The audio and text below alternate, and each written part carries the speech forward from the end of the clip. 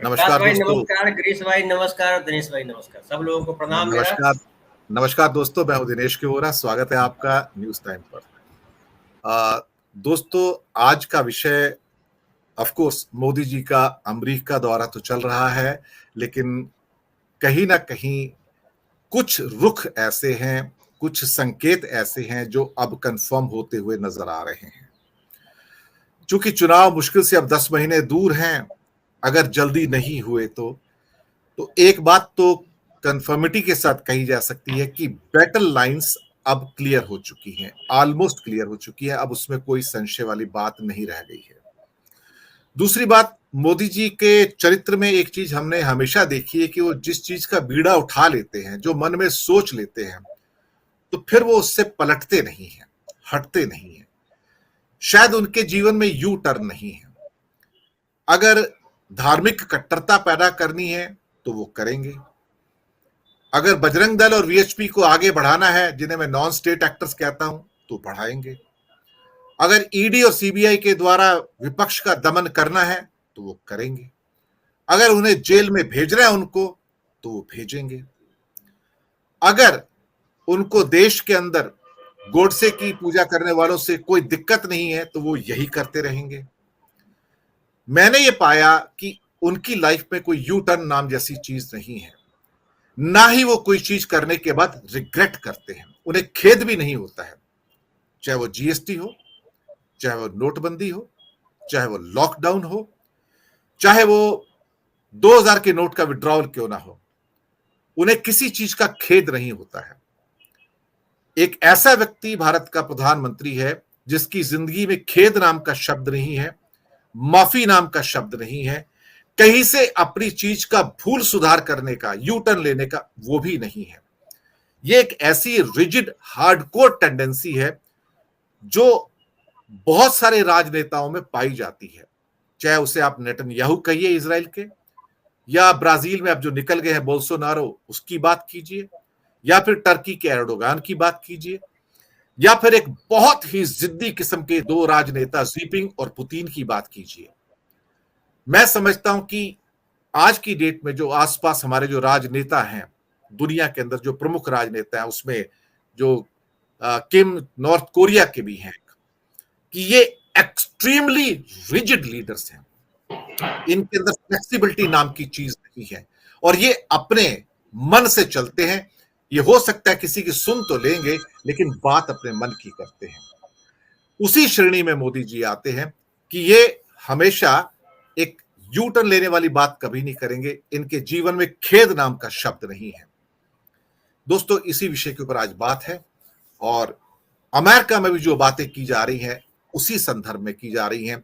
भले ही 75 सेनेटर और so called congressman वहां पर जुड़ जाएं, जिसमें 18 सेनेटर हैं और 57 हाउस ऑफ रिप्रेजेंटेटिव से उनके एमपी हैं, उन्होंने भी जो कहा, कोई फर्क नहीं पड़ेगा।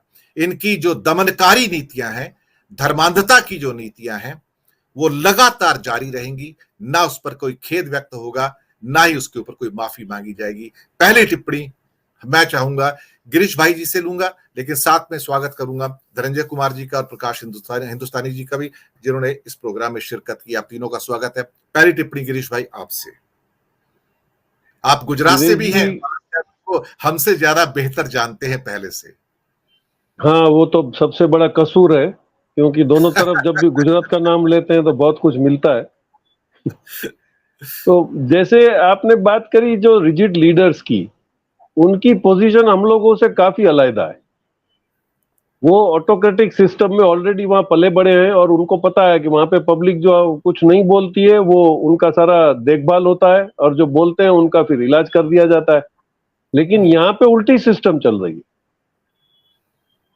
यहाँ पे बोलना किसी को भी नहीं है और कौन बोल रहा है उसको कैसे नेगेटिवेट करना, ये सिस्टम में हम लोग जी रहे हैं। लेकिन जो आप डिस्कस कर रहे हैं कि ये यू टर्न नहीं लेते हैं, तो इनकी सबसे बड़ी मजबूरी है क्योंकि ये बहुत ही फिक्स्ड एजेंडा के साथ आए थे। इन पे he is not a individual to decide.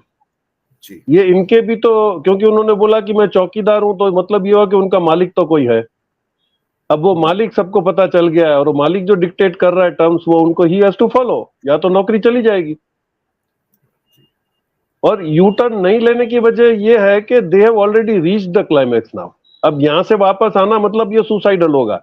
ये केस हमने किसानों की रैलियों में देख लिया, जो काफी समझाने की कोशिश करी, दमनकारी नीति भी अपनाई, सब अपनाया, लेकिन देखा कि अब ये नहीं मान रहे हैं। तब लगा कि डेमोक्रेसी थोड़ी सी जिंदा है और that ultimately paid the price. अभी हम लोग जो डिस्कस कर रहे हैं उसमें मैं समझता हूं कि थोड़ा सा डिविएट करने की आप परमिशन दें तो ये रिजिडनेस की वजह से हम लोग शायद क्या नुकसान भुगत रहे हैं। मैं थोड़ा उसका स्टडी कर रहा था तो पता चला, आप एक चीज देखिए, जो भी धर्म था उसने अपने आप को पहले फाइनेंशियली स्ट्रांग करने के सारे रास्ते अपना लिए। आप इस्लामिक बैंक्स फॉर एग्जांपल देख लीजिए, आज they are almost reaching 6 trillion, उनकी worth it is around 6 trillion, और क्योंकि वो ब्याज नहीं लेते हैं, वो धर्म के हिसाब से चलते हैं और they are strictly abiding by that. तो ये हो रहा है कि इंटरेस्ट की जगह पे दे पार्टनर द बिजनेस। तो ये होता है कि आपकी अगर कहीं लेकुना है तो बैंक्स आपको गाइड करके आपको सही रास्ते पे ले आते हैं। और आप देखिएगा कि एनपीएस के अगर प्रो रेटा हम देखें तो इस्लामिक बैंक्स में बहुत कम। इसी जगह पे आप क्रिश्चियनिटी में देख लीजिए, they came up with the banks. अभी ये किंगडम बैंक जो है यूके का, उसका भी वर्किंग सिस्टम वही है, if you are with that community you get the money. Aga Khan का जो ट्रस्ट है, मैं आपको एक लाइव एग्जांपल दे दूं, भूकंप के बाद जब यहाँ पे बिजनेसेस नहीं थे तो होटल के बिजनेस में ज्यादा लोग, ये चेरिया लोग जो थे, ये आगा खान को बिलीव करने वाले। तो once they came started believing, और मैं समझता हूँ आज भूकंप के बाद उस हाईवे पर 80% hotels are owned by these people. उनका जब सब एडवांटेज हमने पूछा कि हाउ डिड दे मैनेज, तो उनका ये है कि उनकी बैंक में एक नॉर्म है कि दे गेट वेंचर कैपिटल। उन्होंने जैसे ही अप्लाई किया है तो उनको 5 लाख रुपया वेंचर कैपिटल मिलता है, which gives them the boost to start the business. और हम लोगों ने क्या किया है, हम लोगों ने धर्म के नाम पर फाइनेंशियल, अगर आपके पास सपोर्ट नहीं होगा तो why should I join you, ये सबसे बड़ा रीजन होता है। क्रिश्चियन बन जाता है तो उसको हाउस होल्ड की आइटम्स मिल जाती हैं, तो चलो उसका गुजारा निकल जाता है। और हम लोगों ने ये किया कि मंदिर में, अभी हम जैसे बोल रहे हैं कि ये यू टर्न नहीं मार पाएंगे, उसका रीजन ये है कि आप हिंदू किसको क्लासिफाई कराओगे, और हिंदू पर क्लासिफाई करने जाओगे तो आपके पास कोई एक लॉट रहेगा नहीं। हम लोगों ने तो भगवान को भी हफ्ते भर में बांट दिया है, तो सोमवार होगा तो मैं शिव जी के मंदिर में जाऊंगा, मंगलवार होगा तो मैं काल भैरव के मंदिर में जाऊंगा, फिर गणपति जी के जाऊंगा। तो जो हमारा मनी, सर वो मनोज मंतुशर तो कहते हैं कि बजरंगबली भगवान ही नहीं है। हाँ, तो because we have give them the liberty, हम लोग उसी में वहीं इर्द गिर्द घूम रहे हैं कोलू की बैल की तरह। हम लोग धर्म को फाइनेंशियली स्ट्रांग करके उसके एडवांटेजेस देके why people should join us, इस पे हमारा कोई भी डायरेक्शन नहीं है और नोबडी इज इंटरेस्टेड, क्योंकि हर मंदिर को ये है, हर साधु को ये है कि वो अपना पंथ बना ले, वो रिच हो जाए। आज आप देख लीजिए, मंदिरों से ज्यादा जो पंथ बन के बैठे हैं, दे आर रिचेस्ट पीपल, और वो किसको फंडिंग कर रहे हैं, वो अपने आदमियों को कर रहे हैं। और उस कॉम में आपको कन्वर्जन अलाउड नहीं है, तो what are you doing, you are synchronizing the economy. ISKCON वाले अपना इकोनॉमी अलग मेंटेन कर रहे हैं, जितने भी मंदिर है, साउथ के मंदिरों में इतना सारा पैसा पड़ा है, अल्टीमेटली बेनिफिशियरी कौन है, उसके ट्रस्टीज।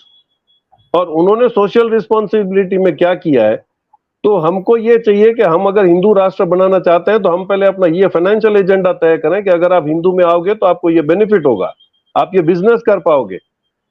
आज यहाँ जब देखा है हम लोगों ने, भूकंप के बाद या अर्थक्वेक के बाद, ये अपना जो साइक्लोन के बाद, मुस्लिम फंडिंग्स की जो बैंक्स थी, they have approached the people for themselves. आपने तो जनधन खाता खुलवा लिया, उसमें भी 500 रुपया डबल है, अब वो कहाँ गया पता नहीं, क्योंकि वो मिनिमम बैलेंस में वो तो कट के घर चला गया। तो where are we up to? आपके पास अगर धर्म का कोई इनकलकेटिंग एजेंडा नहीं है तो आई थिंक आप उसके आगे बहुत निकल गए हो, क्योंकि अभी तो आपको पास 2 ही है, जय श्री राम, वंदे मातरम, भारत माता की जय, ये 3 डायलॉग्स पे आप अपनी कम्युनिटी को ज्यादा बढ़ावा नहीं दे पाओगे, ये मेरा मानना है दिनेश जी, और इसलिए वो यू टर्न नहीं कर पाएंगे। जी